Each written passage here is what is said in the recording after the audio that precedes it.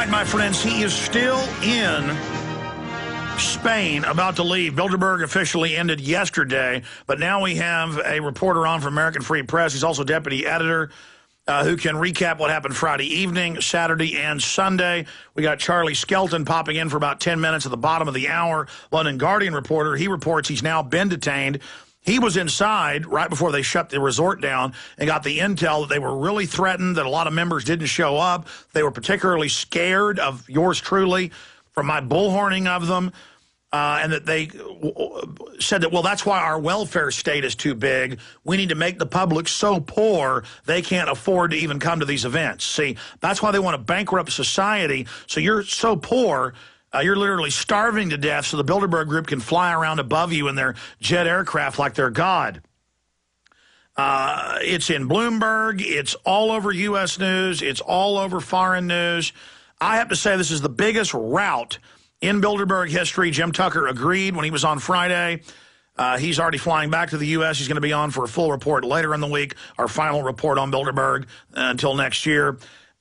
We also have the fact that Bill Gates was there. Other people were there. The news is reporting, Bloomberg is reporting that Bernanke didn't show up, but our intel is that he was there.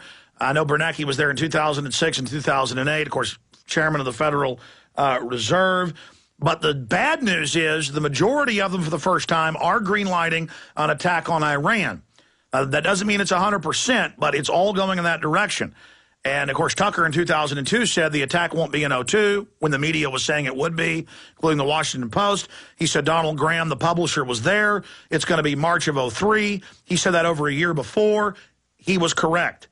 And so the fact that Iran is green-lighted is very, very scary. To give us the latest developments and go over those points I just made is Mark Anderson of AmericanFreePress.net. Mark, thanks for coming on with us. You're welcome, Alex. It's been a very interesting last 24 hours in particular.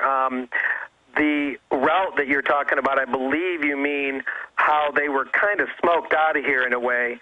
The understanding from talking to the hotel repeatedly, badgering them for press conferences, badgering them for information, not letting up one bit, was that you couldn't get in there publicly in the Dolce Hotel till today at noon.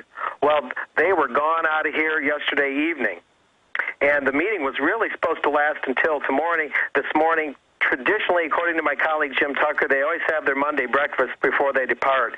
I think they were the last man standing, the last Bilderberg out of here was probably maybe 9 p.m. last night. And I talked to a lot of different Was that people. Etienne Davignon? I'm sorry? Who was the last to leave? Oh, I don't know specifically. I just know that it seems that all the publicity just kind of made them turn tail and run a little bit. Maybe not in a fleeing fashion. I'm not going to say they fled, but I think it just got a little too inhospitable for them. By route, their entire agenda's in trouble. They're now all over the newspapers worldwide. The Drudge Report every day. The Bloomberg's going, okay, there is a global government. Okay, this is suspicious. You know, where were you, Bernanke? Obama's their puppet. That's in the news. Tucker said that Bilderberg sources told him that one Bilderberg Group member said, we're about whipped on climate change taxes, but their ace in the hole is starting World War III.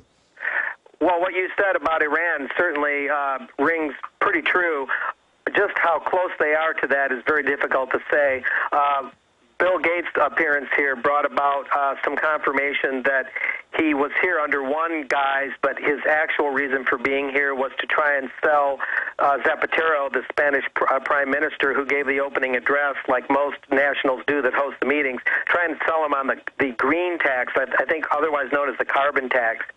And that could drastically drive up energy costs and lead to this impoverishment you were referring to. Exactly, and we know Greece was the first to adopt the green jobs that take 2 jobs for every new job, and even the Spanish leaders have said that was the coup de grace that killed their economy. Yeah, so it seems Bill Gates used a disingenuous excuse to get here just to generally counsel the PM on the economy, but it was specifically about that tax. Barcelona, June 5th, Saturday, 1,000 anti-Israeli marchers on the flotilla thing, but 200 anti-Bilderberg marchers joined them. 1,200 people in the center of Barcelona. Absolutely amazing. What about Jim's intel? Because I know you went with him. Anything else that he said about the fact that one of the Bilderberg members said we're about whipped on the carbon tax? Well, I don't know about that one. I would be less than honest if I could answer that one, if I tried to answer that definitively. All I know is Gates was here to discuss it, but where they went on that, I don't know. I think part of the situation where it seems they really had to rush through their business and kind of get out of here, maybe they left some unfinished business or some loose ends.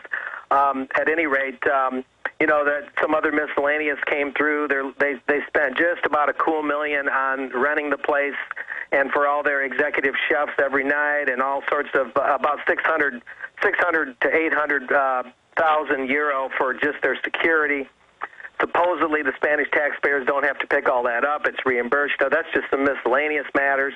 But everything's just kind of coming together plank by plank here. But the real story here in the brief time we have is that the media attention was so great that I think they really had to kind of abbreviate everything and get on out of here. They know they're not welcome. It's an inhospitable place, perhaps anywhere they'll go now. I think the bottom line is that the news doesn't remain a flash in the pan or doesn't be too sporadic, but becomes long-term, sustained coverage of what they're doing. And that's a critical point for independent media and regular media. Well, yeah, Paul Dornanu of Romania brought this up. He said that he's talked to Dutch and others that say they've been to the steering committees that only have 20, 30 members of Bilderberg. We know Bilderberg does have those steering committee hearings. Sometimes they have them at Trilateral Commission meetings. The good news is we now see people going to the Trilateral meetings, the CFR meetings, all of the sub-meetings.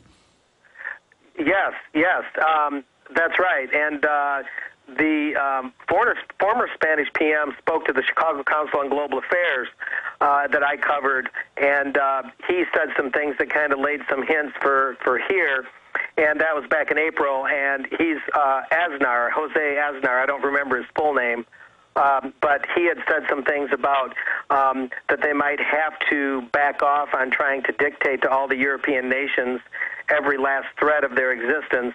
I think they're sensing that that maybe they're going to have to soften their steps a little bit, but it's hard. These people speak in codes. One level for public consumption, and then speak in another level for their own brethren. So it's really a kind of a translation job when these globalists start talking. Well, I noticed that Saturday and Sunday I saw reports of more nations support sanctions or blockade on Iran. So we saw the drumbeat for war with Iran intensify after Bilderberg.